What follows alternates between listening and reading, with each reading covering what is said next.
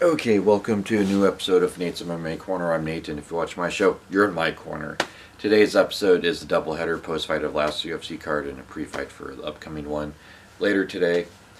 So I'll try to make this quick, quick episode, fun-filled episode. So the last UFC card was Aspinall versus Volkov, yeah, to kick off that main card in the lightweight division, we had Ilya Taporia defeat Jai Herbert KO punches. Excuse me, and then in that was the second round. Then in the women's flyweight division, we had Molly McCann defeat Luana Carolina. That was KO, spinning back elbow, round 3. Then we had a welterweight clash. Gunnar Nelson defeat Takashi Sato, decision unanimous. It was insanely dominant, very impressive, despite being the only fight on the main card with a decision win. Then in the lightweight division, we had Paddy Pimblett defeat Kazula Vargas, a submission rear naked choke, round 1. Then in the featherweight division, in the co-main event, we had Arnold Allen defeat Dan Hooker, TKO punches and elbows, round 1. Then in the main event, we had in the heavyweight division, Tom Aspinall defeat Alexander Volkov, submission straight armbar, round 1. And altogether, I went 5-1 on my picks. The only one I got wrong was the Molly McCann fight. I picked Luana to win that one. Which, Luana did have some impressive moments, but yeah, not enough to win the fight. And obviously she got finished in the third round. It was a fun, exciting card, and it was great to see a live audience back, full-fledged live audience. Okay, now on to this UFC card in Columbus, where we will also see a live crowd, nationwide arena, Columbus, Ohio. And so to kick up this Blaydes versus Dawkis, another heavyweight main event.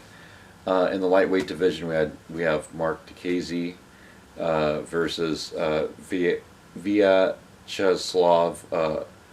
Borshev, and I'm going to go with Borshev here. I'm going to say second round, ground and pound TKO.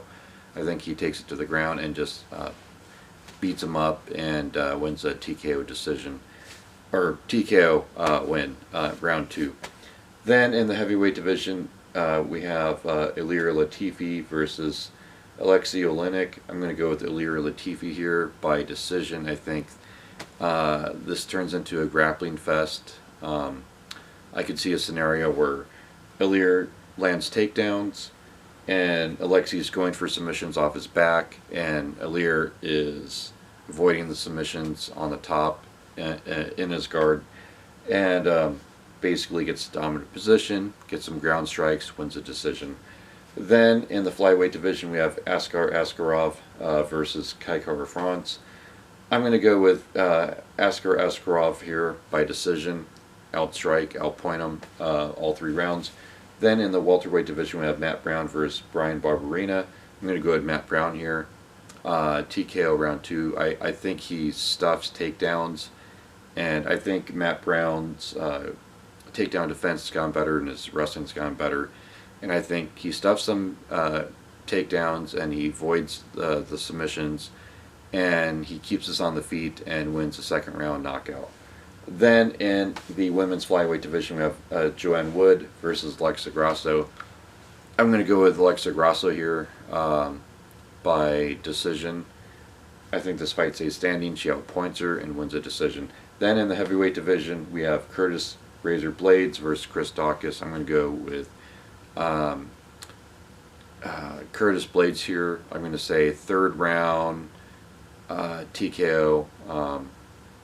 From ground and pound strikes. I think he's going to utilize wrestling, play it smart, avoid the heavy shots of Chris Dawkis. Maybe he might get rocked in this fight, but he'll play it safe and come in with a good game plan, and I think Curtis Blaydes gets it done here.